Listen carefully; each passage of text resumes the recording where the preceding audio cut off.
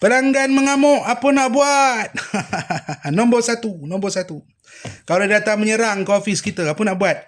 Dudukkan mereka kat satu sudut dekat HQ tu, sediakan minuman, explain dengan wajah anda, jangan wajah defensif ke ofensif ke, tidak. Relax. Tanya dia, apa cabaran dia? Tanya dia. So, apa cabarannya puan? Dia kata, produk you ni macam ni semua ni, macam ni, apa ni, semua ni. So, bila dia dah menyerang kita macam tu, apa kita buat? Pertama sekali yang keluar dari mulut kita adalah, saya faham dengan cabaran puan. Okay, not to worry. Izinkan saya fahamkan tentang cabaran ini untuk saya sharing satu-satu, one by one, what is exactly happen. Setelah menggunakan produk ni, apa yang buatkan puan rasa tak puas hati. Itu nombor satu. Okay. Nombor dua, waktu dia tengah marah tu, jangan nyampuk cakap dia. Biar dia keluar habis steam dia.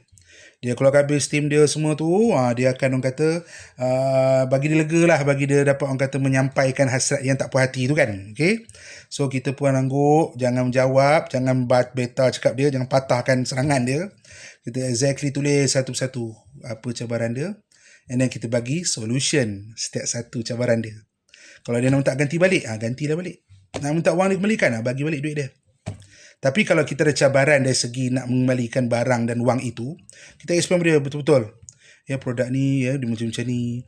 Memang of course, apa yang berlaku ni dipanggil healing crisis. Biasalah perkara ni berlaku bila dekat tempat yang ada masalah tu, dia akan, orang kata, ada krisis penyembuhan. Dia akan berlawan, menyebabkan akan rasa kerengsaan sikit. Sebenarnya kalau berlaku macam ni, jangan stop puan. Gunakan lagi produk tu. Supaya kita nak bagi kata sistem sokongan untuk tubuh badan kita ni bereaksi secara sempurna terhadap ailment ataupun terhadap orang kata masalah yang kita hadapi sekarang. Dia macam tu, explain. Okay. So yang ketiga, lepas kita explain tu, kalau nampak dia tone down, kalaulah ada sedikit orang kata kelebihan dari segi goodies ke apa kan, nak sejukkan hati dia, bagilah. Dan kalau dia macam dia rasa dia faham, dia pun faham tentang masalah yang dihadapi tu, panggil healing crisis tu kan. So dia mungkin back down, dia tak adalah macam nak serang lagi. Tapi kalau dia jenis lagi naik temperature dia semua, dia marah-marah, mengamuk, semua menjerit-jerit, bagi balik duit dia. Tapi minta balik produk tu. So penting, sebab kadang ada orang dia cengkilat, dia pakai produk tu, kalau kita bagi balik duit kat dia, dia pergi dengan barang-barang tu masih ada kat dalam tangan dia, kata okey, balik produk tu, kami bagi duit anda, pulangkan balik. So biasalah manusia ni banyak asam, banyak ragam dia, betul.